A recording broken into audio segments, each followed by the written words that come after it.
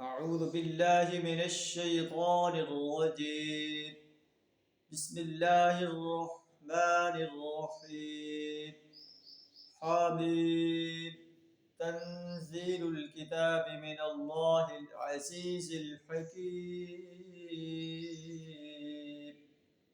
ما خلقنا السماوات والأرض وما بينهما إلا بالحق وأجل مسمى والذين كفروا عما أنذروا معرضون.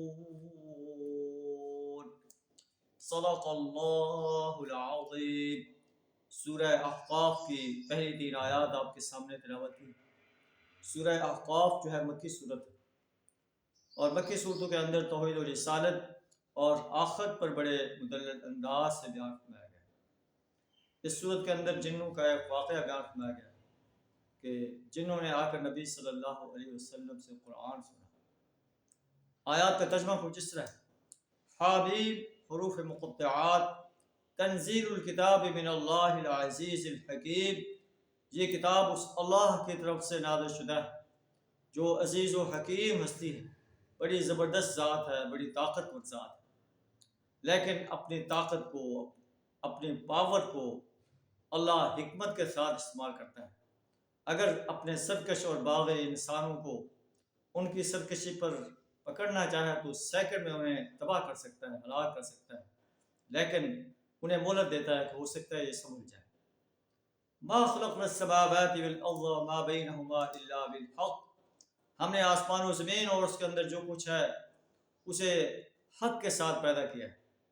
وَأَجَلٍ مُّسَمَّى، اور ایک مدت مقررہ تک کے لیے پیدا کیا ہے. زمین و آسمان کی تخلیق اس بات کی شہادت دے رہی ہے کہ اوپر ایک ہستی ہے جو پورے اس نظام کو کنٹرول کر رہی ہے، اور یہ نظام اس بات پر دلالت کرتا ہے کہ ایک وقت ایسا آئے کہ اللہ نیک انسانوں کو ان کی نیکی کی جزا دے اور برے انسانوں کو ان کی برائی کی سزا دے.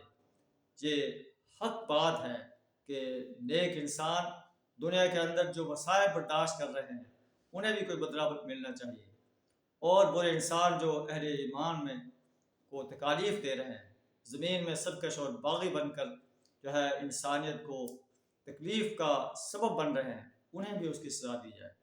لیکن کافر لوگ جو ہیں، جس چیز سے انہیں خبردار کیا جا رہا ہے، معرضون، اس سے اعراض کر لیتے ہیں.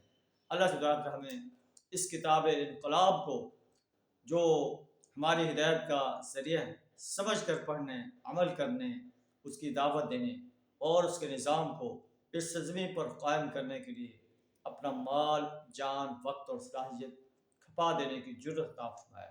وآخر دعوانا الحمد للہ رب العالمین.